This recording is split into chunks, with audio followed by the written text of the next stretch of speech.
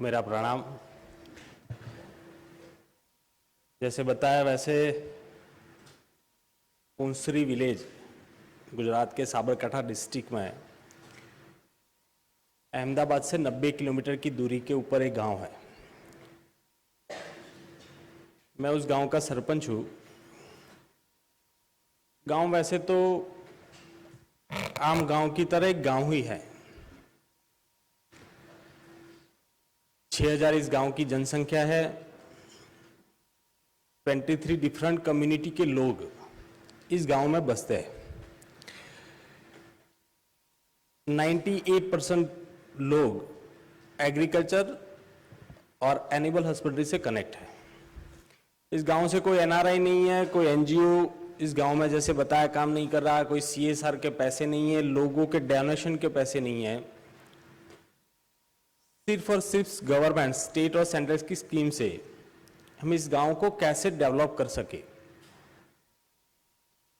मैं 2006 में इस गांव का सरपंच का चुनाव लड़ा। आपको मालूम है कि सरपंच का चुनाव गांव में लड़ना कितना मुश्किल होता है। कास्ट फैक्टर उतना होता है। मैं जिस कास्ट से बिलोंग कर रहा हूं, इस कास्ट के इस गांव में 130 वोट, सिर्फ 130 वोट इस गांव में है। मेरी 22 साल की उम्र में मैं पहली बार इस गांव का चुनाव लड़ा और इस गांव में बहुत कम वोट से ही मैं विजयी बना। मेरी 10वीं तक की पढ़ाई इस गांव में हुई। मैं हायर ग्रेजुएशन के लिए इस गांव के नज़दीक एक मोरासा छोटा सा टाउन है, वहाँ पे शिफ्ट हुआ। ग्रेजुएशन खत्म करके ही लगा कि भाई मुझे गांव में जाना है, पॉलिटिक्स से ज्वाइंट होना है, तो मुझे गांव में कुछ करना है। अब 2006 से इस गांव के डेवलपमेंट की शुरुआत की। 2006 पहले इस गांव की कुछ सिचुएशन ऐसी थी कि इस गांव में ड्रेनेज लाइन नहीं थी, इस गांव में स्ट्रीट लाइट डिस्कनेक्ट थी, इस गांव में वाटर डिस्ट्रीब्यूशन सिस्टम नहीं थी। हर 2 महीने एक पुलिस केस इस गांव से होना कंपलसरी था। अगर नहीं होता है तो कुछ लोग पकड़ के भी गांव में पुलिस केस एफआरआई कराते थे। इतने क्लैश में गांव जुड़ा था। शुरुआत तो करनी थी, बहुत कुछ करना था। यूट्यूब के ऊपर मेरी एक 2007 की एक क्लिप भी है कि हमें इस गांव को इस ऊंचाई के ऊपर ले जाना है कि लोग एक दिन इस गांव को ढूंढते हुए आएंगे और इस गांव को देखने के लिए आए थे। ये मेरी 2007 की ग्राम सभा की यूट्यूब के ऊपर एक क्लिप है। भी था कि कुछ करना है, लेकिन कैसे करना है कुछ आइडिया नहीं था कि हम किस तरह से इस गांव में कर पाएंगे। और सिर्फ सरकार के पैसे से करना है, कोई डोनेशन फंड से नहीं करना है। और 2006 से शुरुआत करने के बाद 2010 में इस गांव को गुजरात के 18,000 विलेज में से इस गांव को स्टेट का मॉडल विलेज गुजरात सरकार ने घोषित किया। 2011-12 में भी इस गांव को देश के मॉडल विलेज के ऊपर घोषित किया। 2014 में सांसद आदर्श ग्राम योजना के तहत इस गांव को देश का आदर्श विलेज इस गांव को घोषित किया गया है। दोस्तों, पंचायत में काम करना, इंटरनल पॉलिटिक्स के बीच काम करना पड़ता है। पंचायत के पास ऑन रेवेन्यू खुद का एक फंड भी नहीं होता। सरकार जो भी पैसे देती है सिर्फ पर्टिकुलर वर्क के लिए पैसे दिए जाते हैं। मेंटेन करने के लिए एक रेवेन्यू भी आपको अपना खुद का एक रेवेन्यू भी करना होता है। लेकिन मैं मानता था कि गांव को मॉडल स्मार्ट्स बनाना एक चीज अलग है और गांव को आदर्श बनाना एक चीज अलग है। गांव पहले आदर्श बनेगा तो उसके साथ ही गांव मॉडल और स्मार्ट्स बनेगा। तो आदर्शता लोगों में जगानी उतनी ही जरूरी है। दोस्तों, 2006 से शुरुआत हुई।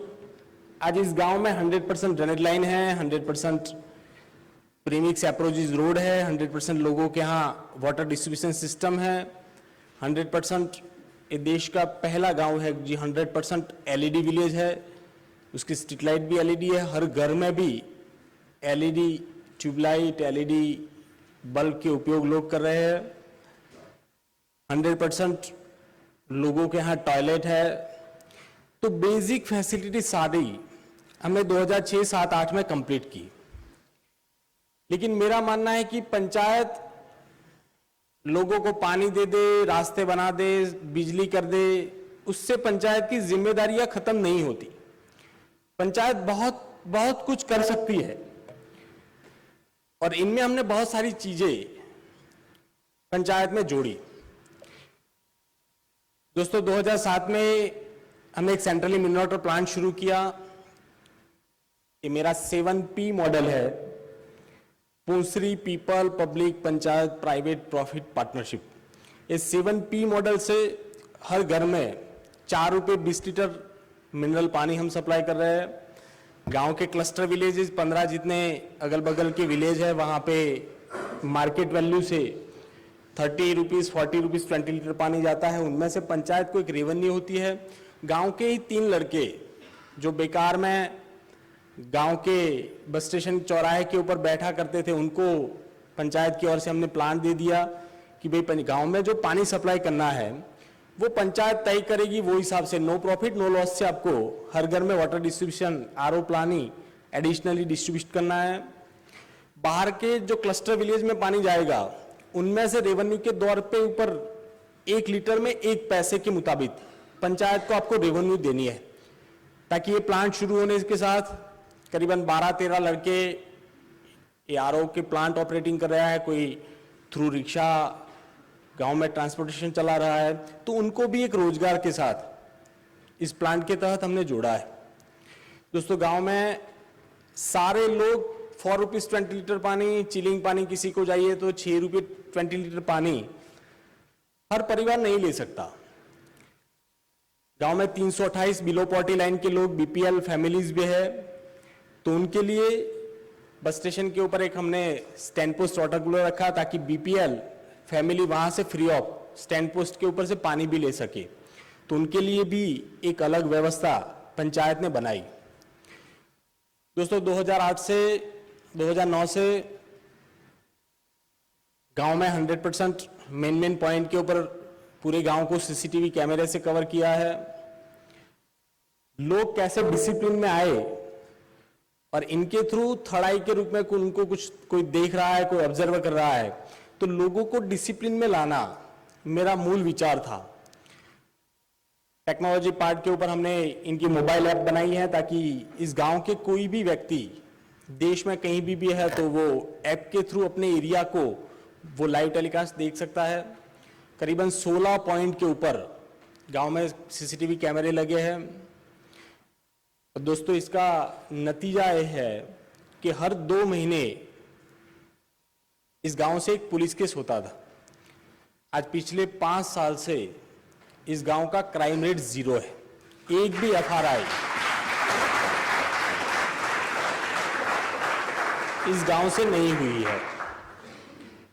दोस्तों, गांव में 1 to 8 की 5 प्राइमरी स्कूल्स हमने शुरू की, 8 आंगनवाड़ी शुरू हुई, एक 24/7 का हेल्थ सेंटर हमने शुरू किया, एक वेटरनरी सेंटर शुरू हुए, 2 बैंक, 2 एटीएम शुरू करिए, स्किल डेवलपमेंट सेंटर शुरू हुआ, 9 to 12 की हायर सेकेंडरी स्कूल शुरू हुई। जितनी गवर्नमेंट ऑफिसेज गांव में होनी चाहिए वो सारी ऑफिसेज आज इस गांव में मौजूद है।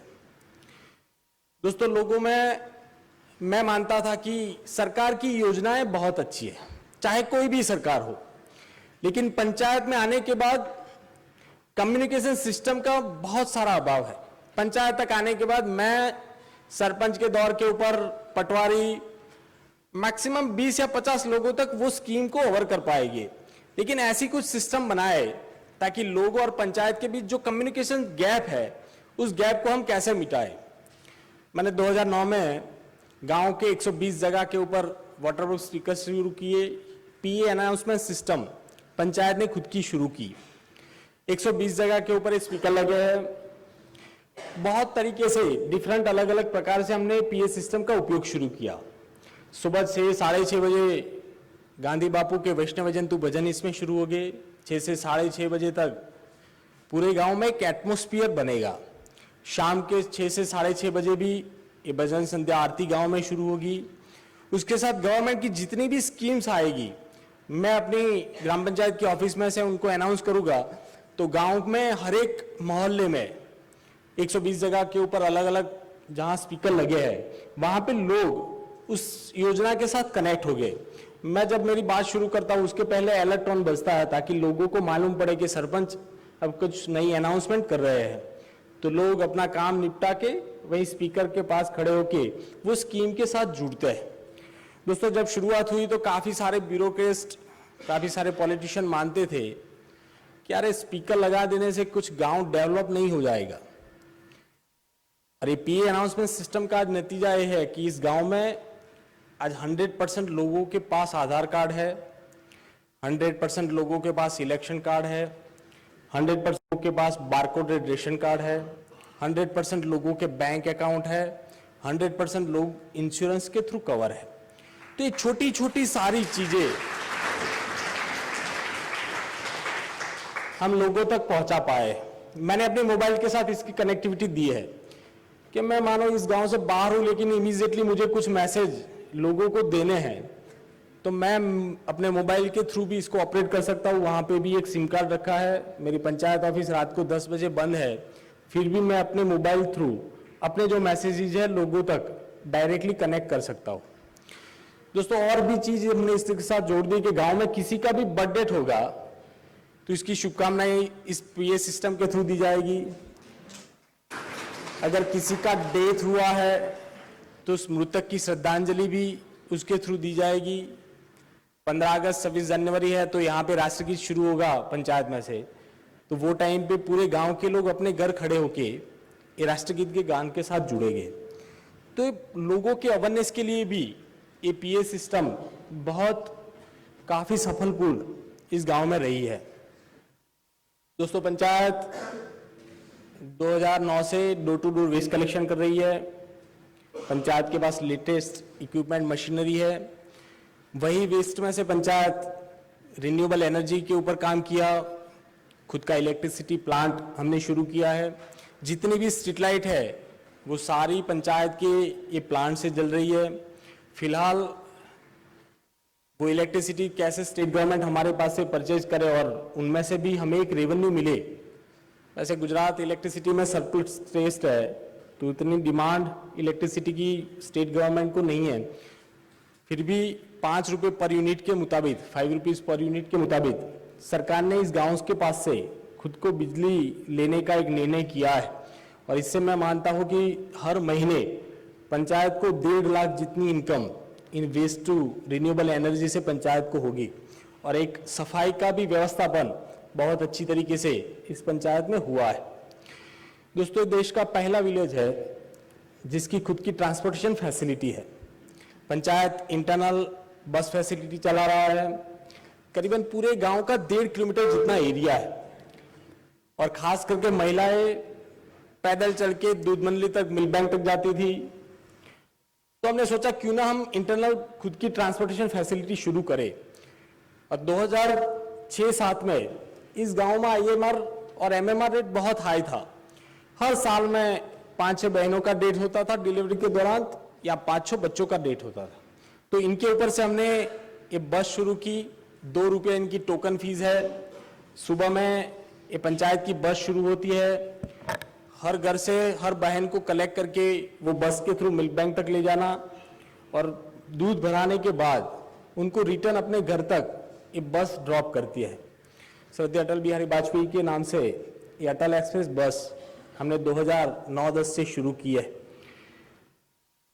सुना था कि ट्रांसपोर्टेशन फैसिलिटी में कोई भी प्रोजेक्ट सक्सेसफुली नहीं रहा है, लेकिन ये सिर्फ एक बस पंचायत की गुमती है।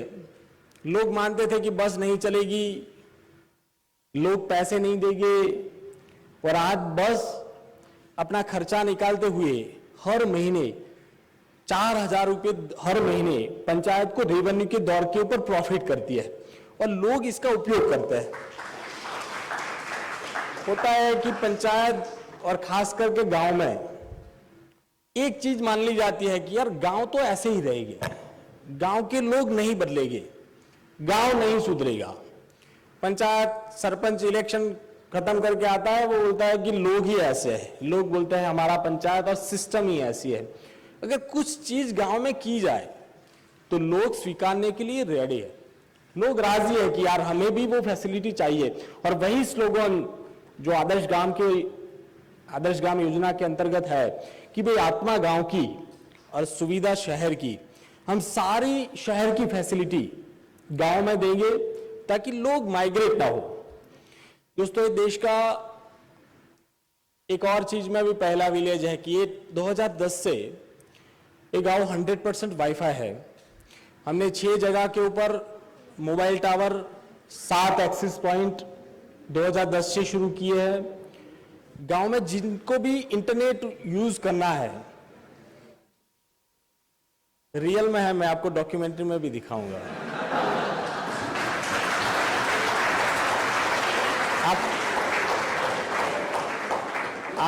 आप कंफ्यूज मत हो कि ऐसा सरपंच बात कर रहे हैं, ऐसा नहीं हो सकता। दोस्तों, 2010 से पूरे गांव को वाईफाई से कवर किया है।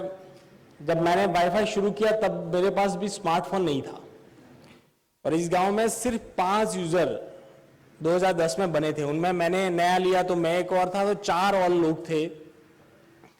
5.5 लाख का मैंने खर्चा किया था। सेंट्रल की स्कीम थी BRGF, उसके तहत मैंने पैसे लिए थे। लोग मानते थे कि यार तूने पैसे बिगाड़ दिए, बच्चे पूरे दिन मोबाइल में ऐसे घूमते रहेंगे, कुछ कामकाज नहीं करेंगे। 6 महीने तक 6ठा यूजर पंचायत में नहीं आया था कि मैंने सिस्टम ऐसी रखी है सिक्योरिटी दौर के ऊपर कि भाई जिनको भी इंटरनेट यूज करना है वो एक सिंपली पंचायत का फॉर्म है और उनके legal document, election card, photographs वो लेके पंचायत में वो जमा कराएगा तो वहां से उनको यूजर नेम पासवर्ड मिल जाएगा और 50 रुपीज पर मंथ के मुताबिक 3 Mbps स्पीड से अनलिमिटेड नेट का उपयोग वो कर पाएगा। तो मैं भी कंफ्यूज था कि क्यों ये वाईफाई करने के बाद लोग इसका उपयोग नहीं करेंगे। आज 350 लोग एवरीडे पंचायत का ये वाईफाई से उपयोग करते हैं।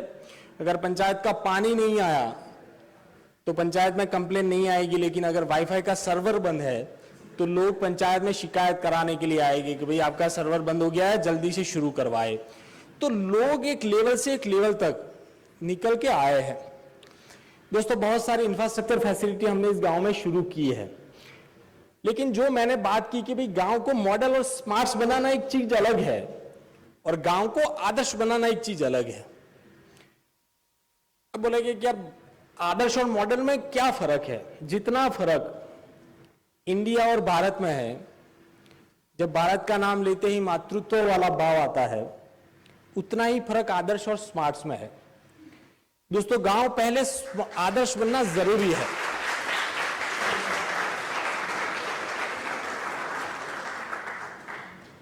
हमने schools, buildings, primary school smarts बनाए, आंगनवाड़ी स्मार्ट्स बनाई, लेकिन आदर्शता लोगों में नहीं होगी वो स्मार्टनेस ज्यादा दिन तक नहीं टिक पाएगी।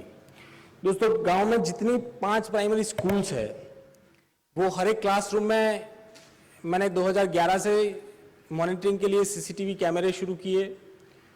वो सारे कैमरे की भी मोबाइल ऐप बनाई हुई है ताकि उनके पेरेंट्स घर बैठे ऐप के थ्रू देख सके कि मेरा बच्चा कौन सी क्लास में कैसी पढ़ाई कर रहा है।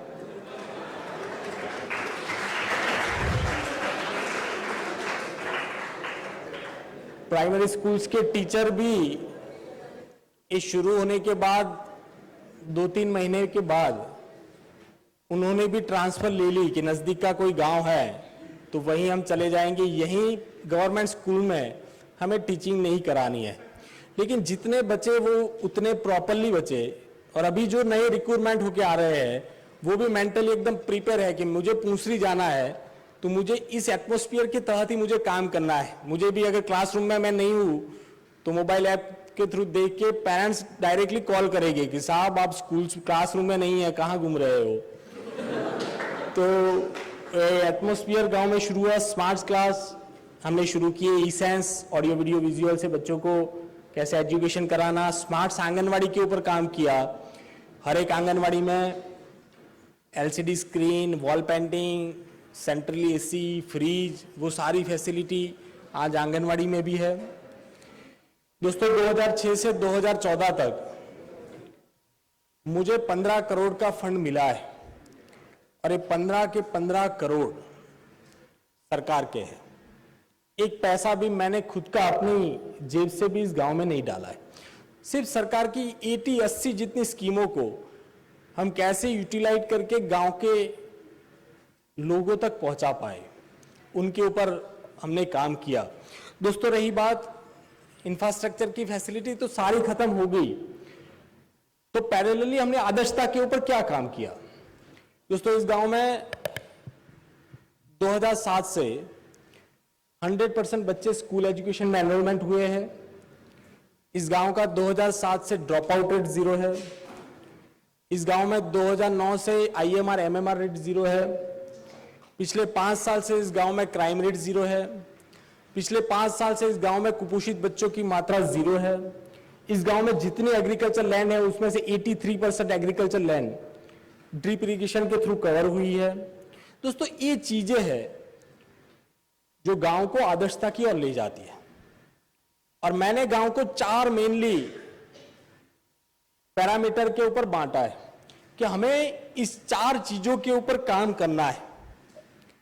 एक होगा अपना इंफ्रास्ट्रक्चर फैसिलिटी, जो हमने बहुत अच्छी की कि हमने स्कूल्स बिल्डिंग अच्छे बनाए, हमने आंगनवाड़ी बिल्डिंग अच्छी की, हमने रोड बनाए, अच्छी ड्रेनेज बनाई, अच्छी स्ट्रीट लाइट फैसिलिटी की, अच्छी टेक्नोलॉजी शुरू की, अच्छी कम्युनिकेशन सिस्टम की। लेकिन ये हो जाने से गांव 100% डेवलप हो गया है, वो हम नहीं मानेंगे। दूसरा होगा हमारा गुड गवर्नेंस, कि हम सुशासन व्यवस्था पंचायत की ओर से गांव में कैसे दे पाए। और मैंने बहुत अलग अलग डिफरेंट तरीके से गुड गवर्नेंस के ऊपर भी काम किया है। मैंने पहला काम किया कि हम एक प्रॉपर टाइमिंग के मुताबिक पंचायत में काम करेंगे और सरपंच से निकल के CEO बनेगा। हम एक कंपनी की तरह पंचायत को चलाएंगे और इनका भी टाइमिंग होगा। सुबह 10 बजे या 9 बजे हमारी पंचायत शुरू होगी, शाम को 7-8 बजे तक पंचायत शुरू रहेगी। 25 जितने एम्प्लॉइज, जहां पे मैं सरपंच बना तो एक लकड़ी की कुर्सी, और दूरदर्शन न्यूज चैनल में बताते हैं एक दादा पगड़ी बांधे हुए उस चेयर में बैठे हैं, वही सेम हालत मेरी पंचायत की थी। तो हमने किया कि भाई हम अलग अलग डिफरेंट तरीके से अलग अलग एम्प्लॉइज जनरेट करके लोगों को समस्याओं के लिए भी काम करेंगे। तो आज 27 जितने एम्प्लॉइज पंचायत में काम कर रहे हैं। सुबह 10 बजे मेरा भी टाइमिंग फिक्स है कि अगर मैं यहीं पे हूं तो मैं 10 से 1 बजे तक पंचायत ऑफिस में कंपलसरी बैठूंगा, और मेरे साथ मेरे पटवारी सारे जितने भी एम्प्लॉइज हैं वो भी पंचायत में आएंगे। उसके साथ जब 2007 में पंचायत के पास पैसे नहीं थे, मुझे उतनी गवर्नमेंट स्कीम्स के बारे में नॉलेज नहीं था, हमने सोचा कि क्यों ना बिना पैसे वाले काम गांव में जितने हैं उनके ऊपर हम काम करना शुरू करें।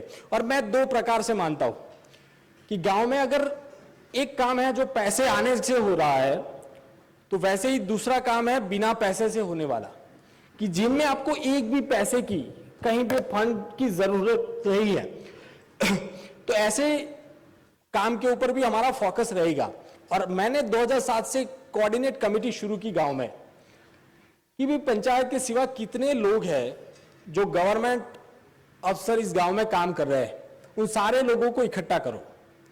तो 62 लोग मेरे गांव में अलग अलग डिफरेंट जगह के ऊपर काम कर रहे हैं, उन सारे लोगों को इकट्ठा किया।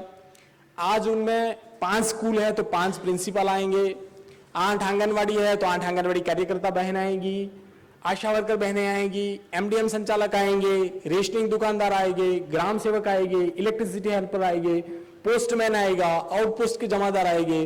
और इन सारे लोगों को इकट्ठा करके एक पूरे गांव का एक विजन हमें तैयार करना पड़ेगा कि भाई गांव यहां पे है, हम अगले साल गांव को यहां से यहां तक ले जाना चाहते हैं।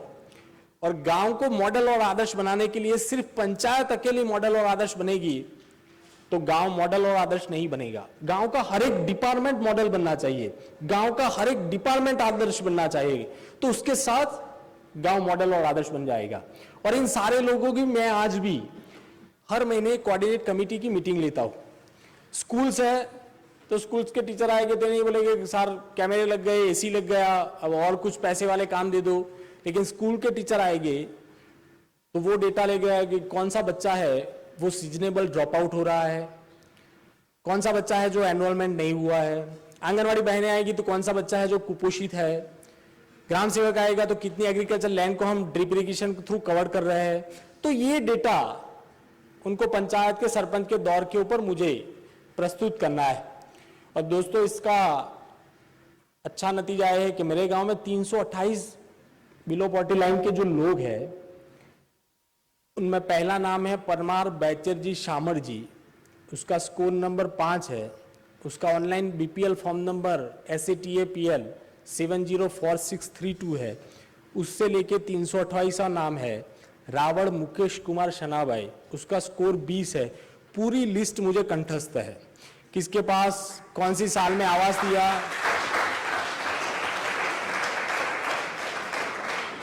किनके पास RSBI का कार्ड है, किनके पास बीमा है, किनके यहाँ बहन है जो विधवा है, किनके यहाँ ओल्ड एज पेंशन आ रहा है। जितनी गवर्नमेंट स्कीम्स है वो सारी BPL लिस्ट की। अगर किसी बहन को अगर दवाई चाहिए तो मुझे रात को 10 बजे भी कॉल करके पूछ ले कि सरपंच साहब मेरा नंबर बोल दो ना, मुझे लिखना है, तो मैं बोल दूं कि तेरा नंबर 19 है BPL में, तुझे सरकार की स्कीम का बेनिफिट मिल जाएगा, तू अस्पताल चली जा। तो एक कोऑर्डिनेट कमिटी से हुआ, पूरे गांव का एक पिक्चर आंख के सामने होता है कि भाई हम यहाँ पे है, हमें यहाँ पे जाना है। तो एक गुड गवर्नेंस में इस कोऑर्डिनेट कमिटी बहुत जरूरी है। दोस्तों सारे डिपार्टमेंट बायोमेट्रिक से कनेक्टेड है, सारे डिपार्टमेंट को थम्स करके उनकी प्रेजेंट पूरे दिन की स्कूल, आंगनवाड़ी, पंचायत, वो पंचायत में मेल आता है हर रोज कितनी प्रेजेंट हुई, और मेरा सर्वर और DM का सर्वर लिंकेज है। तो यहाँ पे कितने लोग आए, अफसर भी इस गांव में कितने आए, तो उनको कंपलसरी पहले पंचायत ऑफिस आना है, वहां पे थम्स करके ही उनको अपने डिपार्टमेंट में जाना है। और वो सर्वर DM के साथ लिंकेज है तो उनको भी मालूम पड़ेगा कि कितने लोग वास्तविक गांव में गांव के ऊपर गए हैं। एक गुड गवर्नेंस के साथ हमने जोड़ा है। दोस्तों पंचायत का खुद का टोल फ्री नंबर है, लोग अपनी कंप्लेन उसके ऊपर दर्ज कराए, उनका भी टाइमिंग के मुताबिक लोगों की शिकायतें सॉल्यूशन होना जरूरी है। और इनका नतीजा है कि इस गांव में एक भी कंप्लेन तहसील या डिस्ट्रिक्ट लेवल की है तो ठीक है, लेकिन पंचायत लेवल की एक भी कंप्लेन पिछले 3 साल से ब्लॉक या डिस्ट्रिक्ट लेवल के ऊपर नहीं गई है। ऑलमोस्ट लोगों का काम पंचायत के साथ मैक्सिममली खत्म हो जाता है। पंचायत में ई-ग्राम हमने शुरू किया है, जितने भी land records, electricity bill, mobile bill, वो सारे वहाँ से भी पे करने का शुरू किया है। दोस्तों ये देश का पहला विलेज है जिसमें सबसे ज्यादा लार्जेस्ट सेल्फ हेल्प ग्रुप हम शुरू किए। 109 वीमेन के सेल्फ हेल्प ग्रुप है, 1300 से ज्यादा बहनें इस सेल्फ हेल्प ग्रुप के साथ कनेक्ट हुई है। इनको छोटे छोटे बिजनेस के लिए पंचायत ने एक शॉपिंग सेंटर शुरू किया है, वहाँ को बहनों को एक टोकन फी से हम शॉप अलॉट करते हैं ताकि वो गांव में ही रह के छोटे बड़े बिजनेस कर सके। 100% लोगों को स्किल के साथ जोड़ना शुरू किया है पिछले 2 साल से। स्किल डेवलपमेंट सेंटर वहाँ पे शुरू है, tailoring, beauty parlour, electrician, mobile, वो सारी ट्रेनिंग भी पंचायत वहाँ पे गांव में ही प्रोवाइड कर रही है। 15 दिन पहले ही मैंने एक वीमेन कार ड्राइविंग शुरू की है। वो गांव की बहन और बहनों को वो कार, सरकार ने मुझे कार भी दी है, तो वो गांव में ही महिला ड्राइविंग स्कूल्स हमने 15 दिन पहले ही रिसेंटली इस गांव में शुरू की है। तो गुड गवर्नेंस में बहुत सारी चीज़ें पंचायत ने जोड़ी है। तीसरा मेरा पैरामीटर है कि हम इक्विलिटी के ऊपर भी काम करेंगे कि अगर 23 जितनी डिफरेंट कम्युनिटी के लोग गांव में हैं तो कास्टिंग वॉर अगर गांव में न हो तो उनके लिए एक सारे कास्ट के लिए एक प्लेटफॉर्म मिलना चाहिए। तो हमने इक्विलिटी के ऊपर भी काम किया है और उनका भी एक नतीजा रहा है। जो क्राइम रेट 0 हुआ, सारे कास्ट के लोग एक दूसरे के साथ कनेक्ट हो, एक दूसरे के साथ मिलजुल के रहे, तो इक्विलिटी के ऊपर भी काम हुआ। और चौथा जो मेरा पैरामीटर है कि भाई हम सारे काम ट्रांसपेरेंसी के साथ हो, करप्शन फ्री विलेज के ऊपर। अगर 15 करोड़ पंचायत में आए हैं तो स्वाभाविक रूप से आपको लगेगा कि भाई आपको भी करोड़ सवा करोड़ तो 10% अभी रेशियो है सरपंच का ऑल ओवर इंडिया में, तो वो 10% के मुताबिक आपको भी कुछ पैसे तो गल ले जाए होंगे। लेकिन ट्रांसपेरेंसी के साथ गांव में काम करना ज़रूरी है। पंचायत की वेबसाइट है www.punsari-grampanchayat.in। इनके ऊपर जितने भी पैसे सरकार के कहाँ से आए, कहाँ पे खर्च हो रहे हैं, उनका हिसाब किताब day to day panchayat update करती है ताकि पूरे विश्व में लोग देख सके। तो इन 4 मेन पैरामीटर के ऊपर इस गांव में काम हुआ है। दोस्तों, पिछले 3 साल में 2 लाख लोगों ने इस गांव की विजिट की है। हर रोज पूरे देश से, आउट ऑफ कंट्री से भी लोग इस गांव को समझने के लिए, पंचायत व्यवस्था को समझने के लिए इस गांव में आते हैं। एक छोटे से क्वार्टर्स हमने शुरू किए हैं। आगे भी बहुत सारा काम है जो मैं मानता हूं कि इस गांव में कमी है। मुझे बहुत सारे काम इस गांव में आगे भी करने हैं। 10 साल का कार्यकाल मेरा इस 12वें महीने में खत्म हो रहा है। हमने ई टॉयलेट के ऊपर काम करना शुरू किया है। हमने GIS और GPS मैपिंग पूरे गांव का हो रहा है। तो ये सारी चीजें आने वाले दिनों में भी पंचायत में होने वाली है। आप सबसे यहाँ मिलने का मुझे मौका दिया, इसलिए आप सभी का धन्यवाद। आपके कोई भी सवाल है तो मैं पूछ सकता हूँ। Thank you. जय भारत।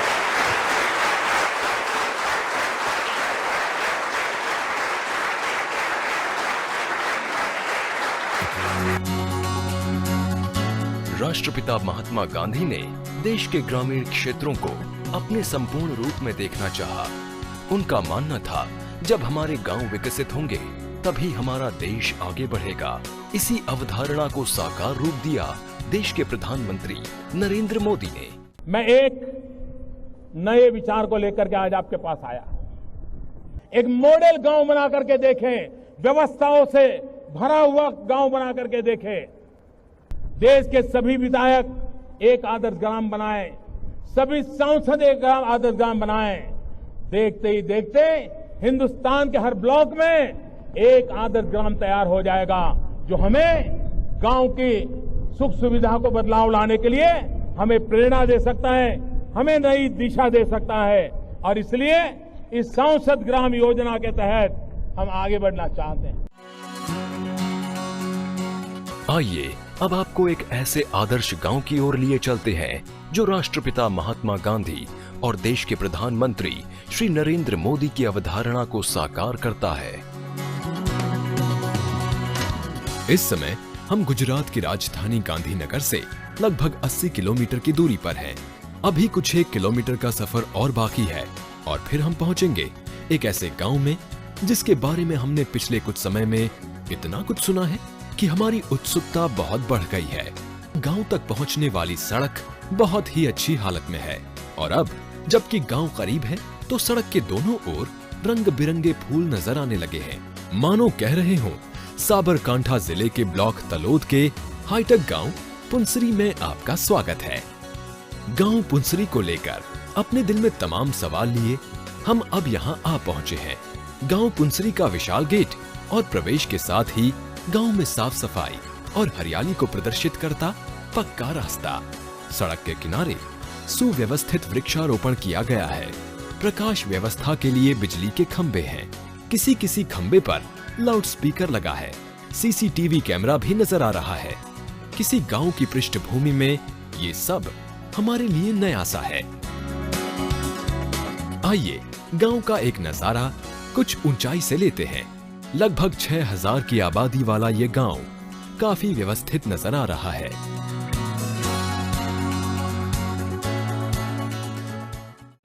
वैष्णव जन तो तेने कहिए जे पीड़ पराई जाने रे। गांव पुंसरी में सुबह की शुरुआत पंचायत द्वारा गांव भर में लगाए गए लाउड स्पीकर्स पर चल रहे भजनों से होती है।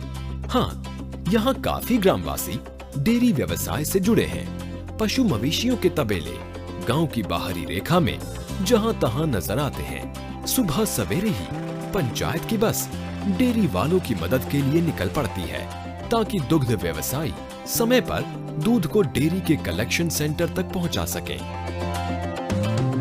ग्राम पंचायत गांव में साफ सफाई के महत्व को बखूबी समझती है।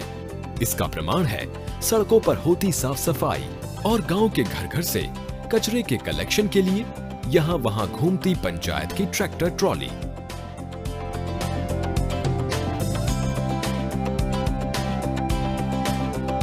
गांव पुंसरी की इस प्राथमिक पाठशाला को देखते हुए हम हैरान भी हैं और खुश भी।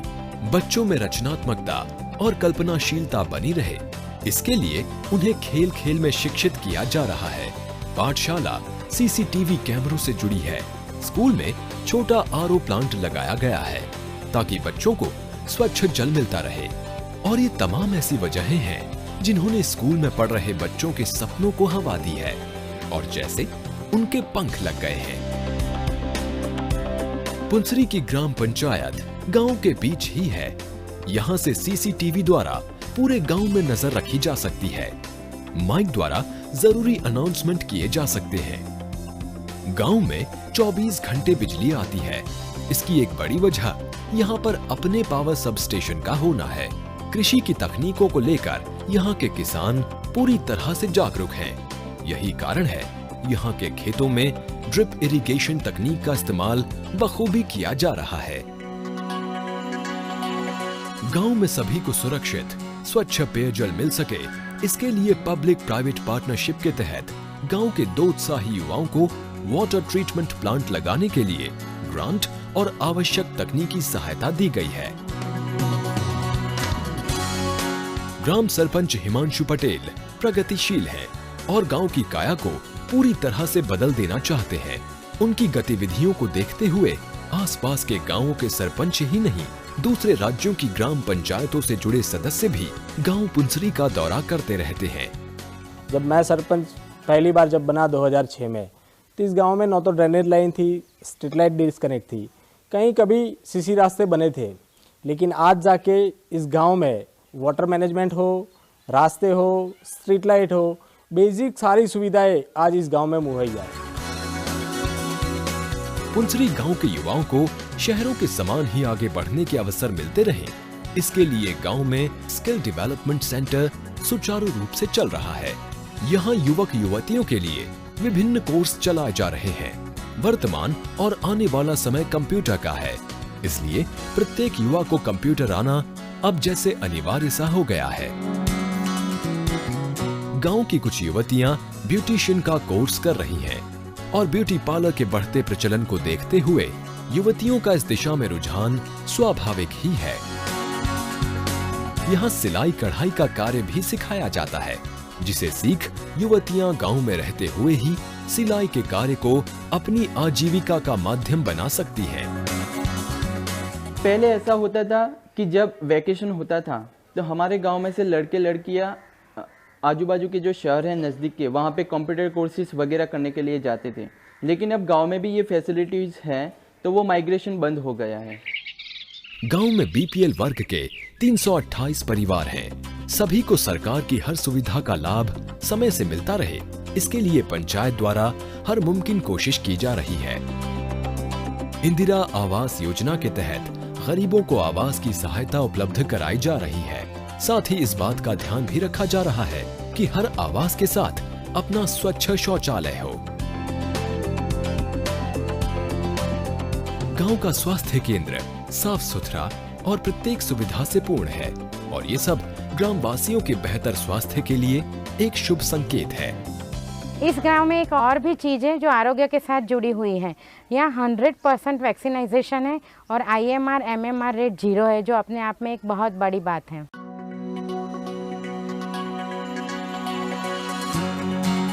गांव में जहां तहां 109 स्वयं सहायता समूह चल रहे हैं। ये समूह कमलाबेन का है, जिसे वो 9 अन्य उत्साही महिलाओं के साथ बखूबी चला रही हैं। आपस में नियम से की जाने वाली छोटी छोटी बचत का हिसाब किताब, एक दूसरे को जरूरत के मुताबिक कर्ज देना, बैंक से लेन देन करना, ये सब इन महिलाओं के आत्मविश्वास को निरंतर बढ़ा रहा है। ये सखी मंडल से इतना फायदा है कि किसी के आगे हाथ नहीं फैलाना पड़ता है। हम बैंक में जो लेन देन करने के लिए समझ नहीं पड़ती थी, वो भी हमको समझ पड़ने लगी कि बैंक में जाना है, कैसा खाता बनना है, कैसा पैसा लेना है, क्या करना है, वो सब पता चलने लगा। ग्राम पंचायत के लेवल में पुंसरी एक नया मॉडल दे रहा है। इंफ्रास्ट्रक्चर के साथ साथ टेक्नोलॉजी और लोक सेवा तीनों को जोड़ के एक विजन ग्राम पंचायत कैसे खड़ा कर सकता है, इसका एक अच्छा उदाहरण है। पुंसरी गांव में हम जब तक रहे, हर पल एक नया अनुभव हमारे साथ जुड़ता रहा। कुल मिलाकर हम इस नतीजे पर पहुंचे कि पुंसरी गांव में ऐसा बहुत कुछ है जो इस गांव को एक आदर्श गांव का दर्जा देता है। यही कारण है कि ये गांव आज देश भर के ग्रामीण क्षेत्रों के लिए जैसे एक उदाहरण बन गया है। For that one observation, okay. Sir, I think Modi copied most of your policies. The Mann Ki Baat, just an observation. The Mann Ki Baat and giving lectures on Teachers' Day, Children's Day, and body language. I don't know whether you copied it from Modi or Modi copied. It's like similar. It sounds similar. Looks similar entirely. So. My question is, I was reading one of the articles on Popetrao Power. I read 7 or 8 years ago about him. When his work was recognized by larger number of people, and when he was offered an MLA seat to contest, he rejected that, saying that I want to make it a model village and be an inspiration for a lot of people. Now I don't know whether this is a chicken and egg problem. If you can make it bigger, you can have a greater impact, or whether you can show it as a role model and become a greater role model, make it more impact. Were you given any political opportunities to contest as MLA or MP? I hope you will one day become another Narendra Modi. देखिए, इस गांव में MP और MLA fund zero है, जो मैंने आपको नहीं बताया। मैं उनका सपोर्ट क्यों नहीं लेता, तो 2010-11 तक उनको मुझे पैसे देने से लायक नहीं समझा, और बाद में उनका जब शुरुआत हुई तो मैंने उनको लेने के लायक से नहीं समझा।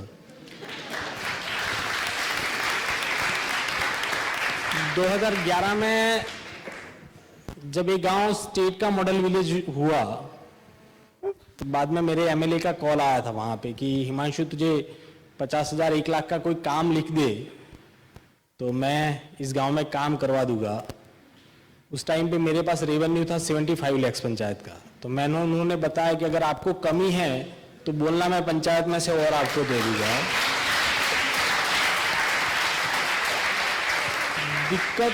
दिक्कत इसलिए नहीं है कि वो 50,000 1 लाख मुझे तो देते नहीं, वो गांव को देते हैं, ताकि उनका भी एरिया है, उन्होंने भी वोट लिए हैं, जैसे मैंने लिए हैं तो सिमिलरली उन्होंने भी लिए।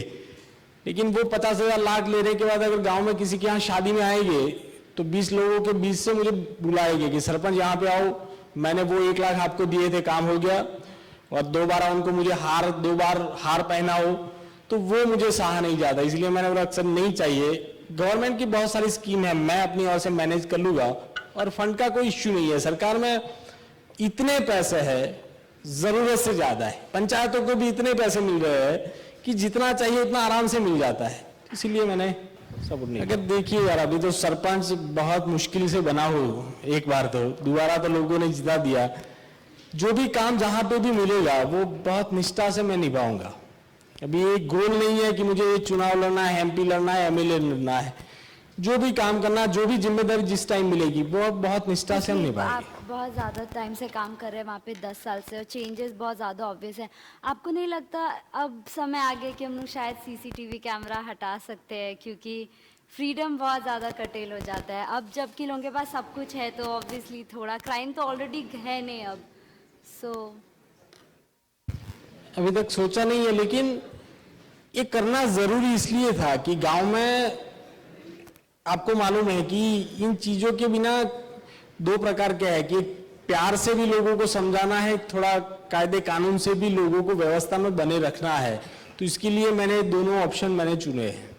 कि आपने जब शुरू में ये इम्प्लीमेंटेशन करने की कोशिश की होगी किसी भी तरह के टेक्नोलॉजिकल रिफॉर्म्स और एनी रिफॉर्म्स, तो लोगों ने थोड़ा प्रोटेस्ट किया होगा, बिकॉज चेंज के प्रति लोगों का यही थोड़ा बिहेवियर रहता है। तो आपने पहली बात वो कैसे टैकल किया?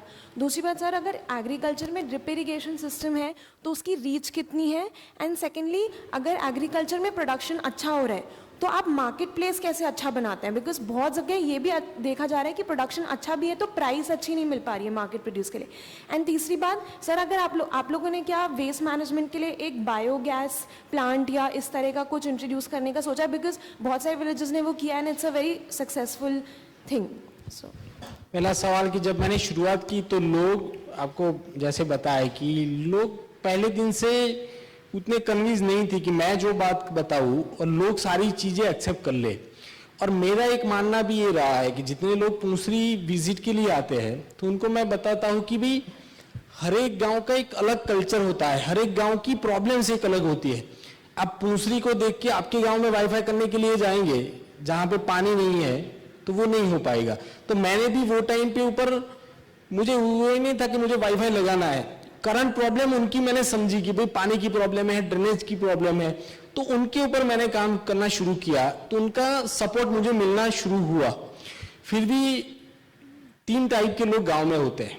पूरे देश में मैं करीबन 2000 से ज्यादा विलेज में गया होगा, तो 3 प्रकार की कैटेगरीज को आपको आइडेंटिफाई गांव में करना है।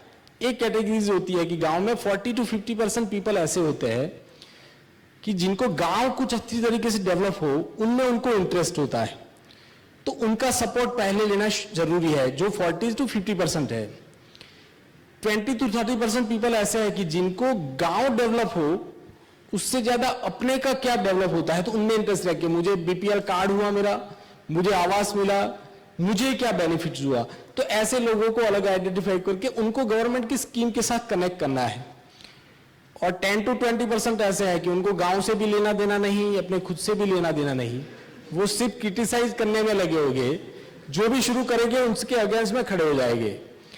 तो मैं मानता हूं उनको पहले प्यार से, बाद में डंडे से गांव में सही लाइन पे उनको लाना है। तो इन 3 कैटेगरीज को आप आइडेंटिफाई कर लो तो आपका काम आसान हो जाएगा, जो मैंने किया और मुझे बाद में लोगों का सपोर्ट मिलना शुरू हुआ। दूसरा आपका सवाल था कि भी ड्रिप इरिगेशन में गांव में जितने भी एग्रीकल्चर लैंड है, करीबन 1100 हेक्टेयर के आसपास गांव में एग्रीकल्चर लैंड है, उनमें से 82% लैंड आज अंडर टू ड्रिप इरिगेशन हुई है। बाकी की 100% इसलिए नहीं कर पाए कि कुछ फार्मर है जो बहुत छोटे लेवल पे है, 2 या 3 बीघा के है, तो उनको ड्रिप इरिगेशन का खर्चा बटनेचर उतना कॉस्टिंग वो लोग बैन नहीं कर पाते, तो बाकी की लैंड इसलिए छूट गई है। और तीसरा था कि मार्केट, आप तो नजदीक में 22 किलोमीटर के ऊपर एक मार्केट है जो स्टेट लेवल का मार्केट है। मैं फार्मर को डायरेक्टली मार्केट के साथ वो जाते ही है, लेकिन फार्मर को बिजनेसमैन बनाने की बात के साथ मैं सहमत नहीं हूं, क्योंकि कहीं पे मिडलमैन है गांव में, तो गांव में मिडलमैन का भी उतना इंपॉर्टेंट रोल गांव में है, क्योंकि उनके पैसे के साथ वो लेन देन जुड़ा है। अगर घर बैठे आके लेके जाता है तो काफी बार ऐसा होता है कि स्टेट लेवल की मार्केट के प्राइस होते हैं, उससे अच्छे प्राइस में वो घर बैठे उनको ले जाता है, तोल माप में कुछ गड़बड़ी नहीं होती, और फाइनेंशियली रिस्पॉन्सिबिलिटी भी उस पर्सन की उतनी जोड़ी होती है। तो ऐसे शोषण वाला इश्यू नहीं है, लेकिन मार्केट उनको अच्छी तरीके से आज वो लोग ज्वाइन करते हैं। सर मेरा प्रश्न है कि आमतौर पर देखा है कि गांव में दारू या फिर शराब से रिलेटेड कुछ प्रॉब्लम्स होती हैं और उसका रिजल्ट फिर ये होता है कि डोमेस्टिक वायलेंस बढ़ता है। तो सर इस तरह की सर कोई दिक्कत अभी आई है या फिर कैसे टैकल करें? देखिए, आज ये देश का नंबर 1 विलेज होने के बाद भी ये गांव राम राज्य नहीं है। आज इस गांव में भी 1% लोग हैं जो कहीं से अगल बगल में देशी दारू आके पी जाते हैं। पहले इस गांव में करीबन 100 से ज्यादा भट्टियां चलती थी देशी दारू की, वो हमने आज बंद करवा दी है, वो आज एक भी नहीं शुरू है। लेकिन कहीं अगल बगल से लाके वो लोग पी लेते हैं, तो उनके ऊपर मैंने जो बताया कि बिना पैसे वाले काम, तो ये 100 काम है मेरे पास, 100 काम, उनमें से एक काम ये भी है। और एक बात मैं आपसे कहनी छूट गई मेरी, कि मैंने रिसेंटली अभी करीबन 6 महीने से गांव का खुद का एक न्यूज़पेपर मैंने शुरू किया है। और कलाम साहब के विजन 2020 में जो एक था, मैंने कुछ समय जब भी उनके साथ बात करने का, काम करने का मौका मिला, तो यही चीज बताई थी कि भाई गांव का एक न्यूज़पेपर हो। तो लगा यार इससे क्या फायदा होगा अगर न्यूज़पेपर पंचायत शुरू करे। तो मैंने गांव के 6, 7, 8 स्टैंडर्ड के बच्चों की एक टीम बनाई, और वो मेरे बाल पत्रकार है, वो गांव के रिपोर्टर है। अब नेगेटिविटी जो गांव में है, मैंने बच्चों को 6 महीने पहले जब पहली एडिशन मुझे लॉन्च करनी थी तो मैंने बच्चों को बुलाया, करीबन 30 बच्चे थे। मैंने कहा बेटा अभी एक न्यूज़पेपर हमें शुरू करना है कलाम साहब के नाम से, कलाम संदेश, इस पेपर का नाम मैंने दिया है कलाम संदेश। तो उनमें आपको न्यूज़ लिखनी है। मेरी 2 कंडीशन होगी कि आप जो न्यूज़ लाएंगे वो आपके पेरेंट्स आपको लिख के नहीं देंगे, और एक तो आपको आपके टीचर उसको लिख के नहीं देंगे। आपको गांव में जो चीज लिखे उसको आपको नोट डाउन करना है, नोटबुक के लास्ट पन्ने के ऊपर आप उसे लिखे और उसको महीने के बाद उसको फाड़ के मुझे पंचायत में दे जाना है। बच्चों ने न्यूज लिखनी शुरू की। पहले न्यूज बनाए कि भाई गांव से बंदा बाइक लेके जा रहा था, उसका एक्सीडेंट हो गया, गांव में सो फलाना भाई है वो दारू पीते हैं, वो मुझे ध्यान के ऊपर है। क्योंकि बच्चों को ऐसा था कि इसको ही न्यूज माना जाता है, इसको ही समाचार न्यूज बोलते हैं। अगर किसी के यहाँ बाइक नहीं आई है, कार नहीं आई है, तो इसको न्यूज नहीं माना जाता। अगर बाइक से एक्सीडेंट होता है तो उसको ही न्यूज माना जाता है। बाद में उनको समझाया कि हमें पॉजिटिव एंगल के न्यूज चाहिए, तो बच्चों ने लिखना शुरू किया गांव में कितनी शादियां हुई, कितनों ने दारू पीना छोड़ दिया, कितनों ने एग्रीकल्चर में ऑर्गेनिक के ऊपर काम किया, किन ने एग्रीकल्चर में, ऐसे पूरे न्यूज हर महीने हम लॉन्च करते हैं। पंचायत के पोस्ट मास्टर जो टपाली होते हैं वो हर घर में 1500 हाउस होल्ड में पंचायत कॉपी रिलीज पब्लिश करती है, और हर घर में पब्लिक डिस्ट्रीब्यूशन पोस्ट मास्टर करते हैं।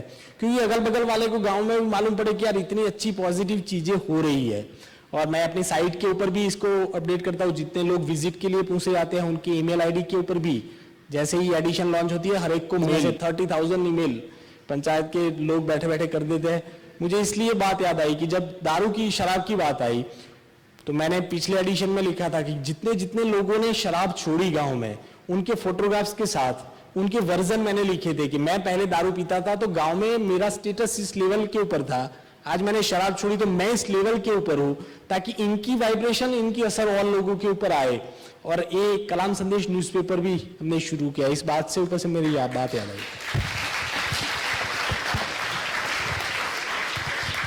तो देख के तो ऐसे लगता है कि सब कुछ अचीव हो गया है, पूरा देख के ऐसे लग रहा था। तो फ्यूचर डेवलपमेंट प्लान्स क्या है, कुछ है लाइक क्या कंटिन्यू ही करना है ऐसा लाइक? मैंने जो बताया इंफ्रास्ट्रक्चर रिलेटेड कि भाई हम पब्लिक ई टॉयलेट के ऊपर काम करना है, GIS GPS करना है, लेकिन ये महत्वपूर्ण है मेरे लिए। लेकिन मेरे लिए अभी भी महत्वपूर्ण है कि जो गांव में 10% लोग जिनके माइंडसेट चेंज होने चाहिए वो अब तक नहीं हुए। और मैं जब कोई भी मीडिया, कोई भी जगह पे मुझे पूछा जाता है कि आपका देश का मॉडल विलेज बन गया, अब पूरे वर्ल्ड में मॉडल विलेज इसको बनाना है तो क्या करेंगे, तो मैं एक ही बात कहता हूँ कि हर एक चेहरा गांव में अगर हंसता होगा, हर एक चेहरे के ऊपर खुशी होगी, तो मैं मान लूंगा कि ये गांव देश का मॉडल विलेज हो गया है, विश्व का मॉडल विलेज है। हमने पहले स्पीकर से सुना कि गवर्नमेंट से जो फंड आते हैं वो रिसीव करने में काफ़ी ट्रिकल डाउन होकर प्रॉब्लम होती है, तो आपने कैसे इंश्योर किया कि गवर्नमेंट के जो स्कीम्स हैं या गवर्नमेंट के थ्रू जो फंड आते हैं वो आपको प्रॉपर्ली पहुंचे? देखिए, मुझे भी उतना आसान शुरुआत में नहीं था। जो आपने बस अभी देखी ना, अटल एक्सप्रेस, वो बस मैंने 2009-10 में जब शुरू की, मैंने प्रपोजल भेजी तो मेरे DDO और DM ने कहा कि पागल हो गया है कि गांव में पंचायत को हम बस दे देंगे सरकार के पैसे से। मरोड़ तरोड़ के मैंने उनको समझाया कि सर इन चीज़ों के साथ रिलेटेड है, आप मुझे एक बार बस दे दो। मैंने उनके साथ एग्रीमेंट किया, बस मैंने शुरू करवाई। उनकी ओपनिंग के लिए मैंने काफ़ी सारे लोगों को लेटर लिखे कि सर इसकी ओपनिंग है, देश का पहला विलेज है कि जो अपनी ट्रांसपोर्टेशन फैसिलिटी शुरू कर रहा है, आप कलेक्टर के दौर के ऊपर, मिनिस्टर के दौर के ऊपर गांव में आइए और इसका ओपनिंग कीजिए। तो किसी ने मुझे टाइम नहीं दिया था। आज 5 साल के बाद इस बस का जो कलर आता है वो कलर भी उड़ गया है, सीट के कवर थोड़े बहुत फटे हुए हैं, और आज उसमें बैठ के फोटोग्राफ्स क्लिक करके वो अपने फेसबुक के ऊपर अपडेट करता है कि मैंने पुंसरी की बस की मुसाफरी की देश के मॉडल विलेज के।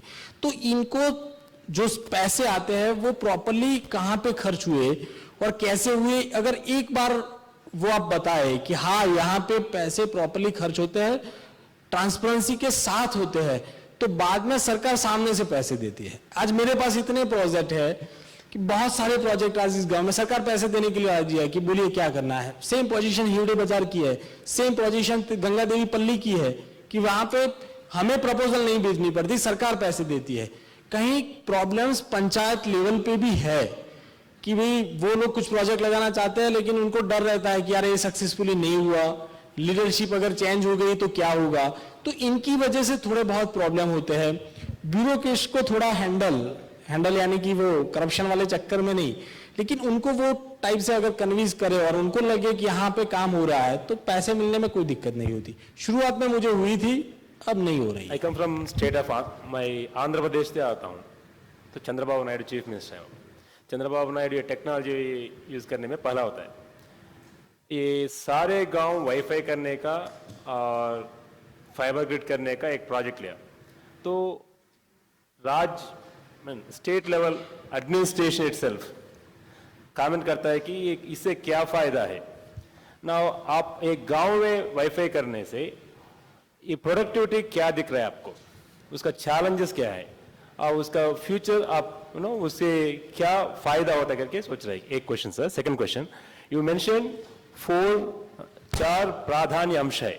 एक इंफ्रास्ट्रक्चर, गुड गवर्नेंस और what are they and what are your आपका वो 100 प्रायोरिटी इश्यूज करके बोले थे, उसका एक नोट है क्या?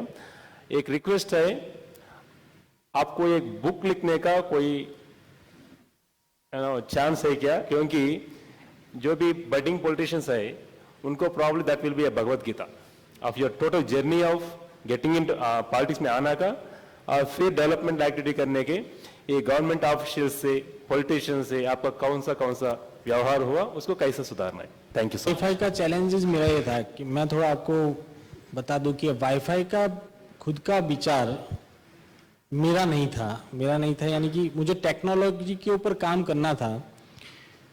लेकिन करंट प्राइम मिनिस्टर वो टाइम पे जब चीफ मिनिस्टर थे तो एक बार उनसे जब बात हो रही थी तो उन्होंने बताया कि भाई विलेज वाईफाई हो सकता है।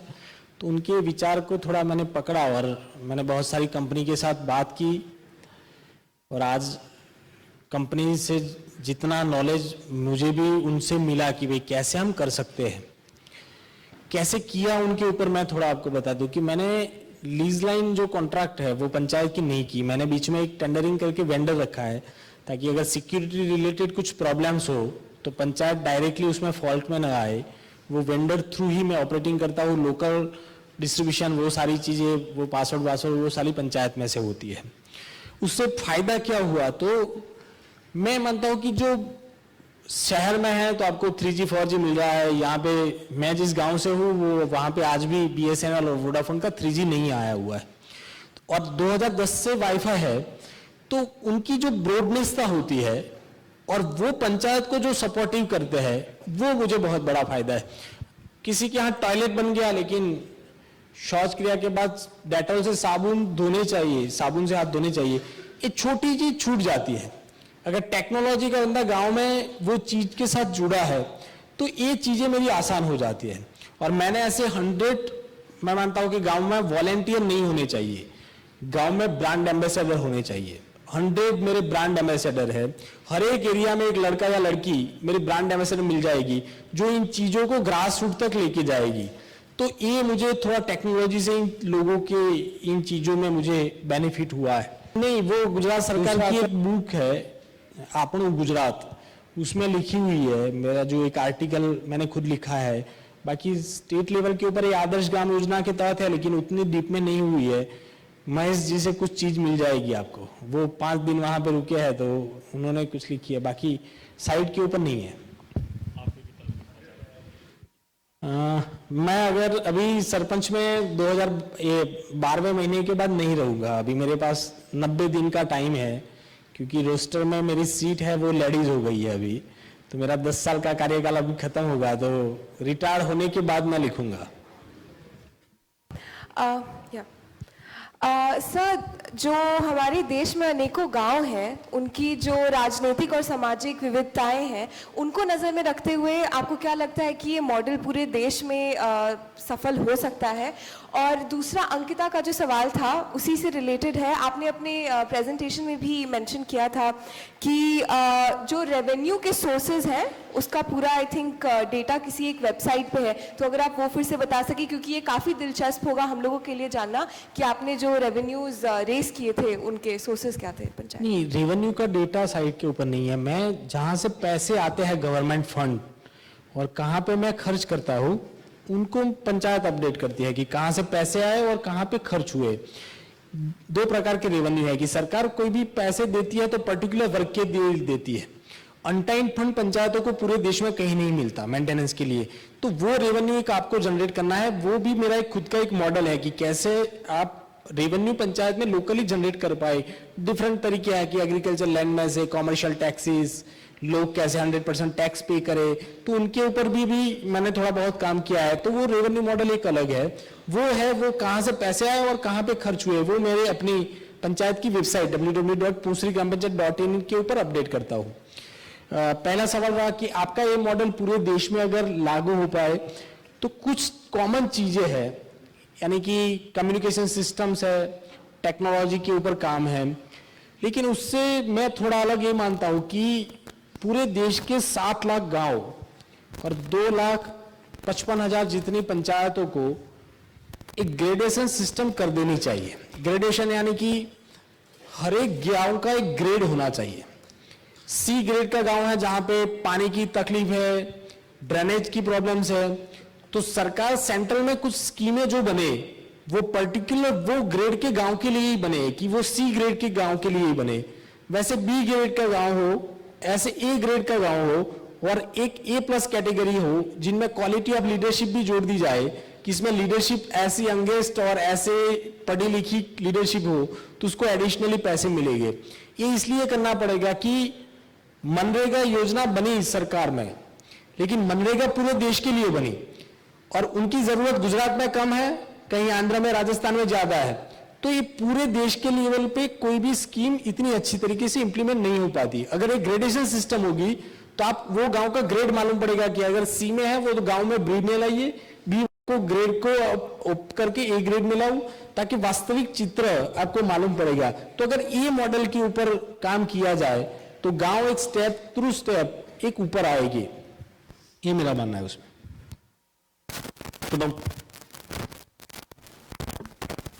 सर, 2 छोटे सवाल सर। पहला सवाल जो प्रीति ने भी पूछा था सर, आपकी वेबसाइट में करंट अकाउंट बस बेसिक इन्फॉर्मेशन है। जैसे हम लोग यहाँ पर पीयर टू पीयर लर्निंग की बात करते हैं, तो जो लोग फंड्स सरकार के जो फंड्स आते हैं उनको गांव में यूटिलाइज करना चाहते हैं, उसके लिए स्टार्टिंग पॉइंट जैसे हम लोग फिर से स्क्रैच से चालू करेंगे, लेकिन आपने ये कर रखा है, तो क्या आप, क्योंकि आपकी वेबसाइट में ज़्यादा इन्फॉर्मेशन नहीं है कि कैसे फंड आए और कैसे इसको यूटिलाइज किया गया। सर, दूसरा सवाल कि सर पुंसरी तो एक मॉडल विलेज बन चुका है, लेकिन आपके पास भी 10 साल का अनुभव और एक्सपर्टाइज है, तो क्या इस ऐसे देश में जहाँ पर अभी भी लोग खाली पेट सोते हैं, वहाँ पर क्या आपकी ये ड्यूटी नहीं कि क्या आप सेंटर और स्टेट लेवल पे आके अपनी एक्सपर्टाइज यूज करें?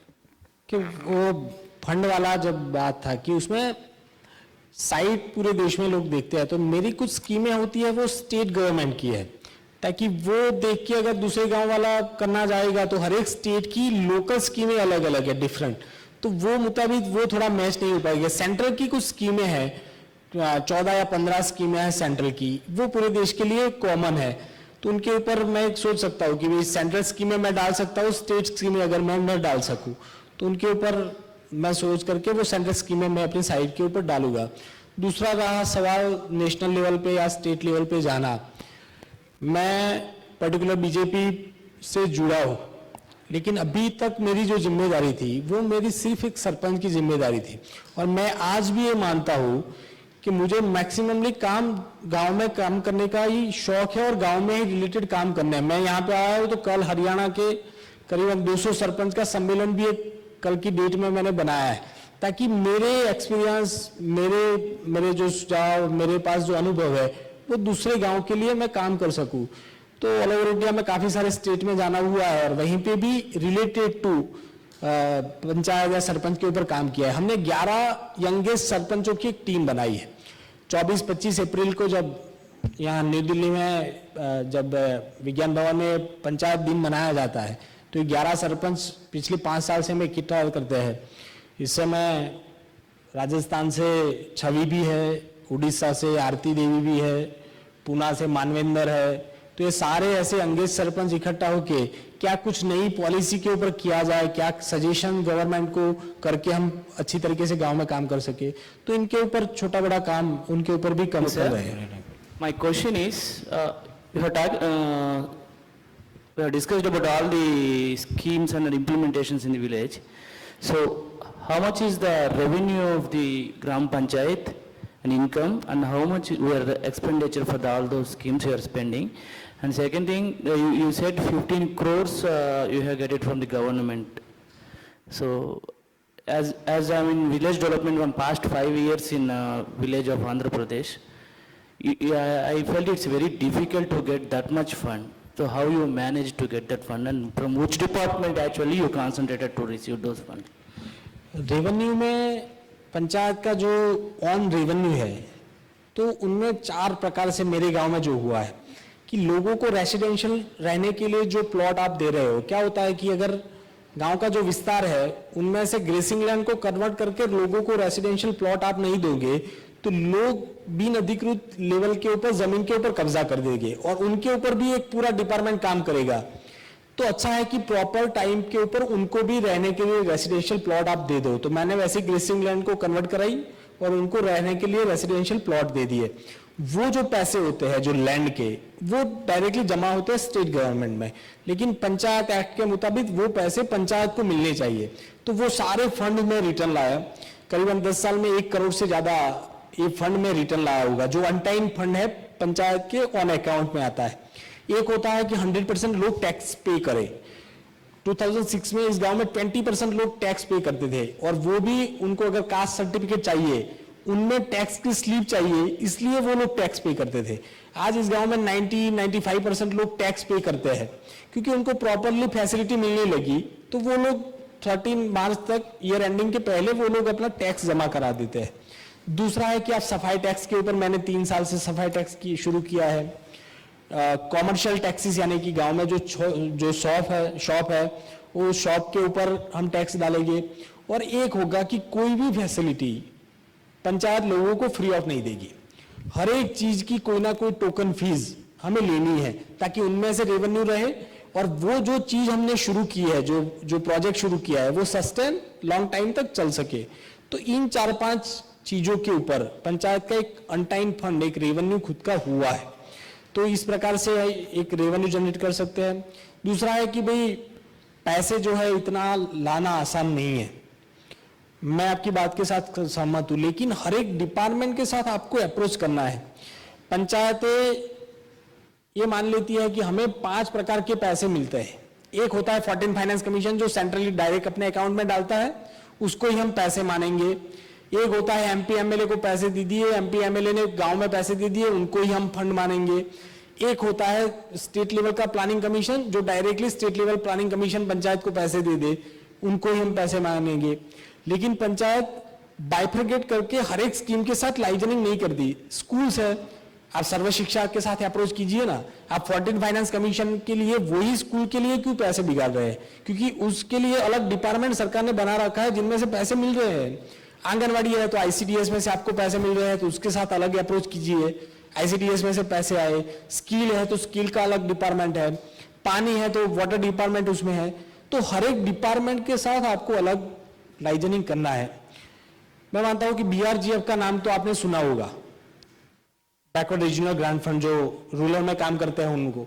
ये बीआरजीएफ ऐसी स्कीम थी सेंट्रल की जो अब बंद हुई, 5 साल खत्म हुए। ये बीआरजीएफ में से अगर गांव में कोई पागल घूम रहा है तो उसको पागल के लाने के लिए कपड़े नहीं है तो कपड़े भी पंचायत वो स्कीम के तहत बना सकती थी, उतने पावर उसमें थे।